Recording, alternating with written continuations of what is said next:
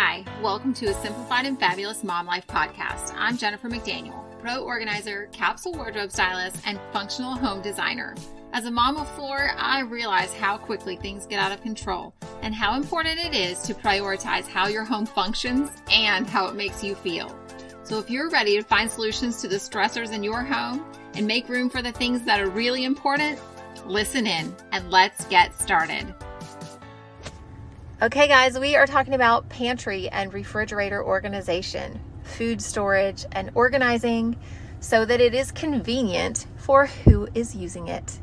So by who is using it means the things that your husband looks for, make them so he can see them, so he's not yelling across the house, "Where's the ketchup? Where's the bread?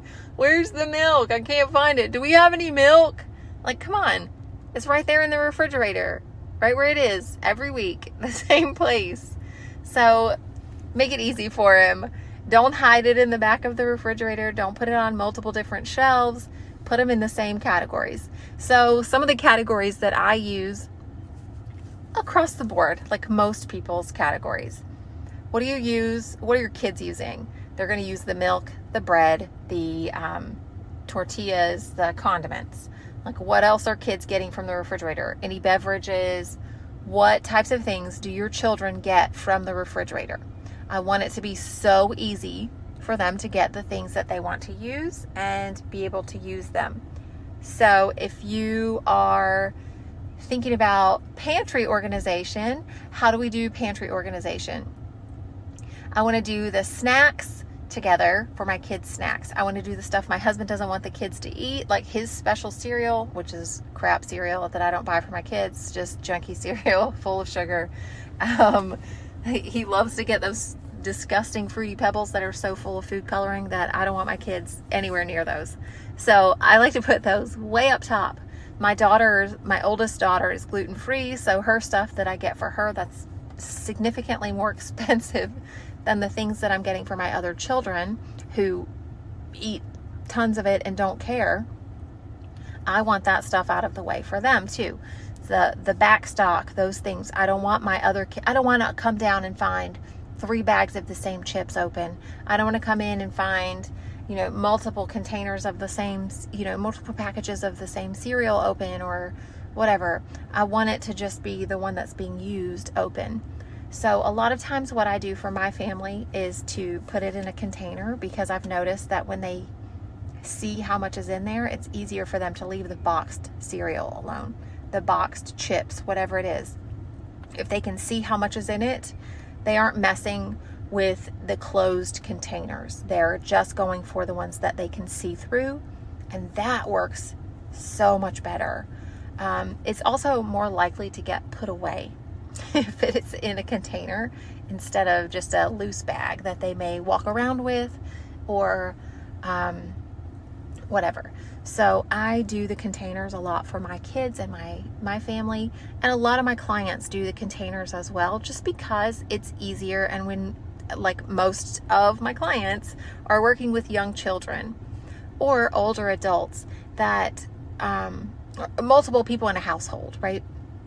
So when we have multiple people in the household, we have lots of people using the same items, and we need to be able to see what's left because not everybody is going to be, like, typically in a large house, no matter how many people live there, there's usually one grocery shopper, like one main grocery shopper. Somebody else may stop by the store occasionally, but there's usually one main person that's doing the grocery shopping, and it needs to be easy to take a peek in and see what's missing, see what needs to be purchased, see what we don't need to purchase and we need to use up when we're meal planning. Those are things that I think about all the time when I'm doing any kind of pantry, food storage, refrigerators, any of that. Even my clients that have a large backstock, like they have a supply room where they have a lot of backstock groceries, canned food, bulk rice and beans and dried foods. Those are, I like to set it up like a grocery store. When I'm looking for canned goods, I want all the canned goods together, and I want to categorize them like vegetables, beans, canned fruits, like whatever your categories are. I want to keep those same categories together. With my canned tomatoes, I want my pasta sauce near my canned tomatoes, because sometimes we may do pasta sauce and sometimes we may do canned tomatoes and make our own pasta sauce or do something different, right? So we're going to think about those same things at the same time. Now, I don't want my pasta sauce hiding behind all of my cans of tomatoes or anything else. I don't want things hiding. I want them to be easy to see. And one of the ways that I do that is to make sure that the shelves and the cans are stackable. I am not a huge fan. I like it to look like a grocery store. I don't like my cans sideways. So those can rollers, unless you really do go through a ton of that same exact thing, I really don't recommend those. Or if you have a really, really small space, most of the time you can still stack your cans too high. Most of the time. It is very rare that I've gone in a house and you cannot stack 2 cans high in the pantry or the cabinets or anywhere. So that is one of the things that I really like to do. And I try and go all the way back. If we have a lot, we go all the way straight back. Say we have the black beans, and then we kind of do it in order of either color or by the name of the category. So like your black beans would be first, and then your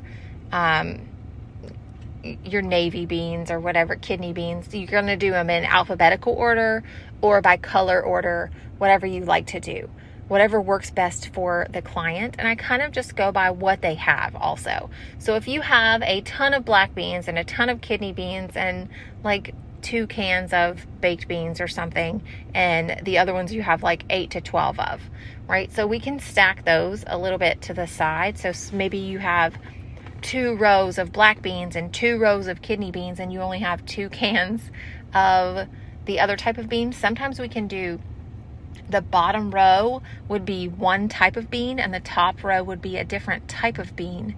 And we just make sure that we can tell both of those labels, right?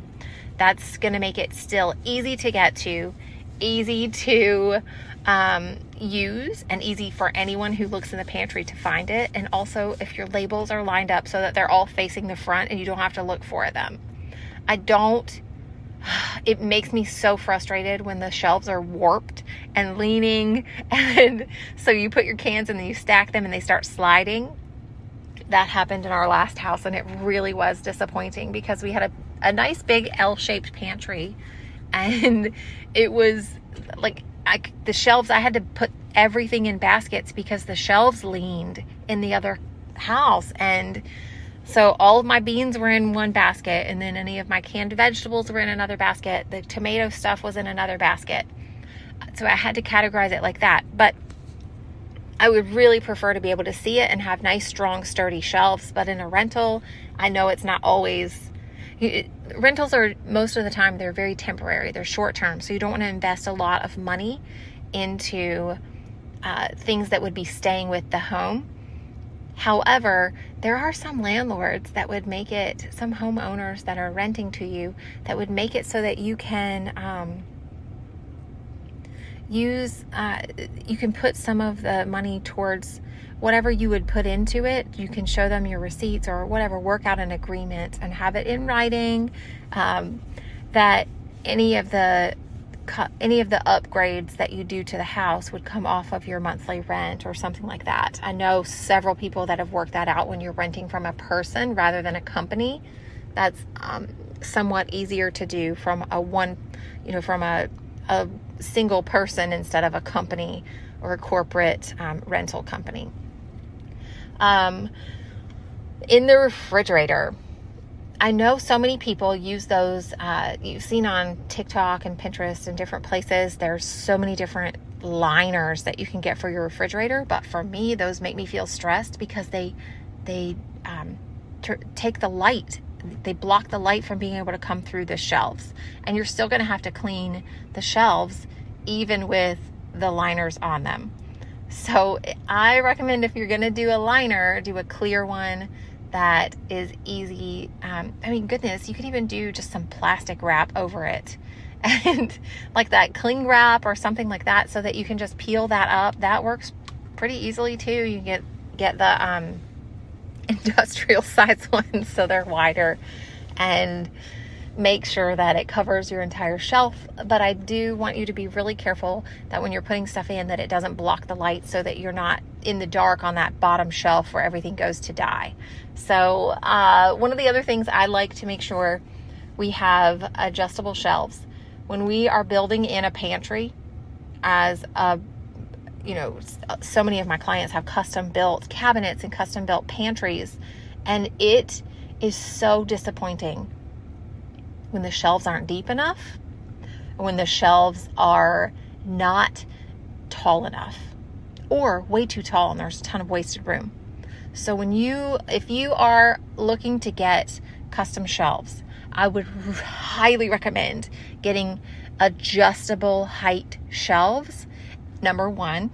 And number two, making sure that they are deep enough to fit anything that you're going to put on them. Those wire shelves are just not deep enough. And we need to make sure that they are going to be deep enough for all the things. Sometimes it's easy to put appliances in there in the pantry, and if you can't put appliances in the pantry because the shelf isn't deep enough, you have to find a cabinet or something and move things around, and it's not the most convenient way to do it. So I highly recommend getting shelves that are deep enough to put anything on them. Not super deep. We don't want like a 3-foot deep shelf that you're going to lose things in there. Even 2 feet is too deep, but sometimes 12 inches isn't deep enough. So measure your things. If you're going custom, make sure that the largest item that you would be putting on there, your appliances, anything that you would want to move into there, an espresso maker. And the other thing, see if you can put an outlet in there. If you have a larger pantry, putting an outlet in there so that you can plug in stuff and use it in the pantry is kind of nice. It keeps your countertops clear, and I really do like that feature. Something else that's kind of nice is those pull-out drawers. You can get those installed. Honestly, the price difference isn't really enough to make it a deal breaker on so many of the ways that we can set up a pantry. But when you're organizing stuff, think about who is using it, how it needs to be used for the people who are using them. I love to do all of my breakfast stuff together, all of my canned stuff together, all of my meal prep, like dinner stuff. I would put that all together. My baking stuff, I like that all together. And then the stuff that the kids are going to have after school, including cereal. Sometimes my kids will eat cereal after school, and sometimes my kids will eat snacks and chippies and whatever different types of things that they want, as well as their fruits and all of this, the healthy options. But from the pantry, I want to make sure that they are able to get to the things without making a mess. I don't want them climbing the shelves to get to something that's up high. I don't want them dumping stuff out. I want everybody to be able to get to what they need and use it easily. I want everyone to be able to see what's in there. So setting up categories together. If I have an open container, I always put the closed one. Like if I have a back stock, I always put it to the far back of directly behind it. So cereal boxes, I would do sideways on the shelf instead of forward facing, because we're not going to have that many. But you can typically do one box in the front and one box in the back, side by side, sides touching. So that it takes up the length of the pantry. And then I would also like to do, when you're doing a row, you're going to do the old in front. The clear containers really truly do help you to be able to see them, and you can think about what types of containers you like, whether you like glass, acrylic, whatever you like. But being able to see how much is left in those containers is so helpful. It really, really is.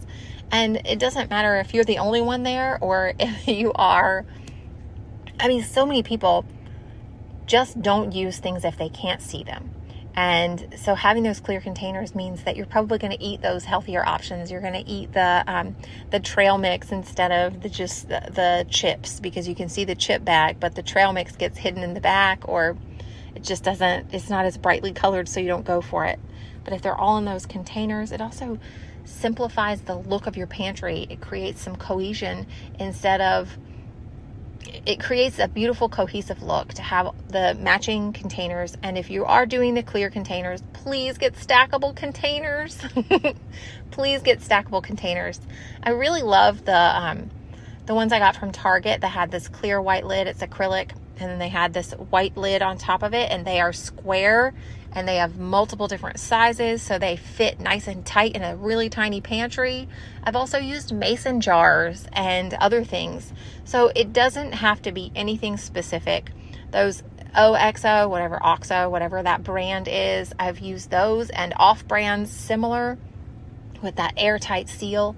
If you are storing things that you know aren't going to get used frequently, please make sure that you are storing things in an airtight seal. Please. Those chips will go stale so fast if you don't have that airtight seal, and it's wasteful. So, and we also want to make sure that bugs can't get in and destroy our food. We want to make sure that moisture can't get in. Different climates require different protections, right? So the other thing that I see a lot is people keeping things that are far past their expiration date because it was an expensive item, but they don't like it. So they're keeping it thinking they'll maybe come up with some way to use it. Can you guys please stop doing that?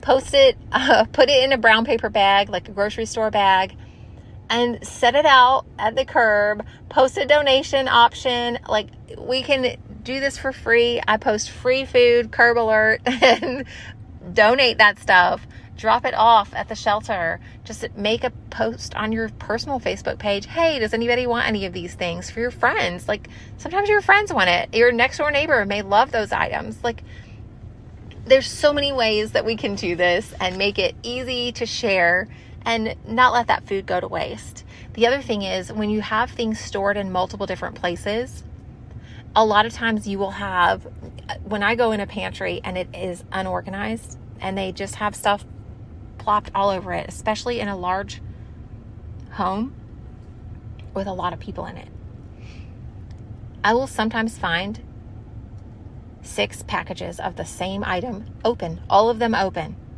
And the homeowners have no clue that they have this many items. And most of the time it's the same exact brand, the same exact items, and they just are all open because nobody knows exactly where to find it or where to look. So organizing your pantry and your refrigerator, and it's the same thing for your refrigerator. For my refrigerator, when I put the fruits and vegetables, if I go ahead and get them, wash them, and set them up in clear containers in the refrigerator, the kids will eat them. If I hide them in the veggie drawer, no one's touching that. But if I get celery at the store, we'll just use that as an example. If I get celery at the store and I wash it off and I cut it a little bit shorter and put it in a container, it is gone in days. Like, my kids will just come by and grab the celery and walk around eating a celery just like they would an apple or a carrot. They just love it. So packaging it, putting it where you're going to see the healthy options, getting those clear containers so that you can see what you're looking at, see what you have available, and also doing a little bit of food prep. Like, when I get vegetables at the store, if I wash them immediately before I put them away, going to the grocery store is one of the best ways. Like, before I go, I want to do my grocery list. So real quick, clean out the pantry, clean out the refrigerator, make sure I take out those empty boxes, anything that's open, any of the fruits that are past their prime, right? We can go ahead and put those in the compost, or we can freeze them, or we can set them aside for a smoothie or for baking, and just move them out of the way and make a shopping list so that I know what I'm getting, and then make room in the refrigerator by quickly wiping down the shelves And you don't have to clear everything out when you're wiping down the refrigerator. I do prefer to start at the top because crumbs fall down and they get on. If you start lower, the crumbs will be back on those lower shelves before you finish the refrigerator. And even if you think you don't have any crumbs in the refrigerator, you're going to have some crumbs in the refrigerator. I don't know how it happens, but it does. So just trust me. Let's start at the top, work your way down, and you can just move stuff left to right, move stuff to the left side of the shelf, wipe it, move the back, check the bottoms, make sure there's no sticky spots, and then move it back to the right side and set it up when you're done. But as you're doing that, make your grocery list, do your mental check. Oh my goodness, we have 3 of these open. Let's see if we can contain them together. If it's the same exact thing with a similar expiration date, put them in the same container. If not, maybe move your other stuff. One of the things that I love is that we've had 2 refrigerators for a while. So I move the back stock sometimes to the garage refrigerator, and I keep the stuff that's open, the current use items in the kitchen, the stuff that needs to be used up, the leftovers, that's all in the kitchen refrigerator. And then we put in the back stock refrigerator, the drinks, the extra milks, the bags 4 and 5 of apples that we've purchased, things like that. I have so many different things and that we purchase. Or if I have a meal that I'm planning that has several ingredients that need to be together, I will put those in the second refrigerator as well. So when I know it seems weird to some people to think about having 2 refrigerators, but when you have, sometimes I will have 8 to 12 people that I'm feeding for multiple meals, and one refrigerator, I don't have room to store a week's worth of groceries for that many people. If you really think about it, there isn't a lot of room in a side-by-side refrigerator to store things, and larger items just don't fit. Sometimes, like a huge frozen pizza or even a pizza box, they don't fit in a side-by-side refrigerator. So I love our second refrigerator that has the top is the refrigerator part and the bottom is the freezer part. And it's not a drawer freezer, it just opens. It just happens to be on the bottom. I absolutely love the way that one is set up because it's so easy to use. So I just think that when I am planning how to organize my clients' closets, cabinets, kitchens, refrigerators, pantries, making sure that the things are actually going to fit in them. And if you're purchasing a refrigerator or getting your pantry redone or having custom cabinets built, think about what containers you're going to use in those places. I go to so many kitchens and the plates don't fit in the upper cabinets. Your platters, you can't even get them into the cabinet because of the bar in between the cabinet doors. It is if that is not a support beam kind of board across the front of your cabinet, you can have your contractor cut that board and attach it to the cabinets, the cabinet doors. So even if you're in a home that already has that board in between the cabinets, you can have that cut and attached to the cabinet itself, the cabinet door, so that you can open and have access to the full width of that cabinet. And the same for refrigerators. I get so frustrated when things just don't fit in the place. So you have to take them out of the packaging or rework the whole thing. I do not like to have a mess in the refrigerator. I don't like things to be stuck in the freezer at an angle because they don't fit properly at, the flat way or so I just want you to think about when you're purchasing stuff, are the items that you're going to be purchasing on a regular basis, are your dishes, are your the bins that you would like to use, will they fit in there? So many times I go and the bin is just an inch or two too long for the door, so it doesn't close properly. Custom cabinets are the worst because there's literally an inch. Sometimes it's only half an inch, but it prevents the cabinet door from closing. So it is really, really important when you are creating and designing things to make sure that you have the width, the depth that you need on the shelves and make sure that you have room to put things.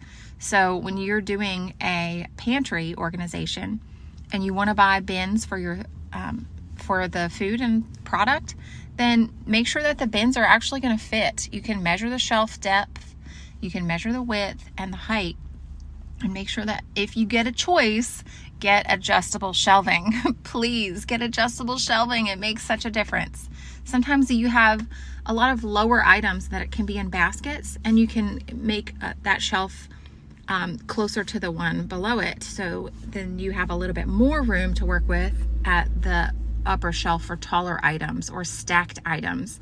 And that makes it so much more functional and so much more practical. But I also think about just creating, if you cannot change any of the designs, set it up in a way that makes it so easy to use. Now, in our house right now, our pantry is a fraction of the size. It is literally a third or less. It might even be a fourth the size of our last pantry. It probably is a fourth of the size. It is so small compared to what we had before. And so I've had to really think through how I'm going to do food storage in here. And right now I'm using a dresser in the dining area of the kitchen. It works for the kids' snacks. That way they're not messing in the pantry. That's really all the meal prep stuff is in the pantry. And then I use containers for cereal. So it makes it a lot easier to think about for the kids, making it easy for them to use. Think outside the box. You don't have to do everything just because it's kitchen item. Like, this is literally a bedroom dresser that I'm using in the kitchen. It doesn't look too bedroomy. You can style it, the top of it, to look like a buffet, but the point is it works for what I need it to. It sorts the things into categories. It makes it really easy for my kids to pack their lunches because all their things are right there together. Then they have their refrigerator stuff. It's in the drawers in there. It just makes it easy and functional.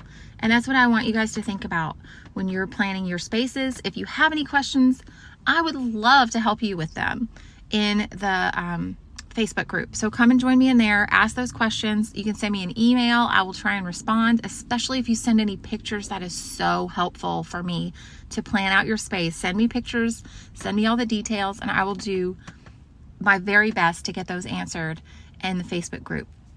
All right, I hope you guys have a wonderful week. I love you guys so much, and I will be praying for you. I hope that this episode has been helpful and that you enjoy some of these quick tips. And if you are planning a custom design, please, please, please measure and get adjustable shelves. You need to make sure that those shelves are deep enough and that you can adjust them a little bit. All right, you guys have a great time. I will see you soon. Bye. Thanks for listening to this episode of the Simplified and Fabulous Mom Life podcast. We would love to hear from you.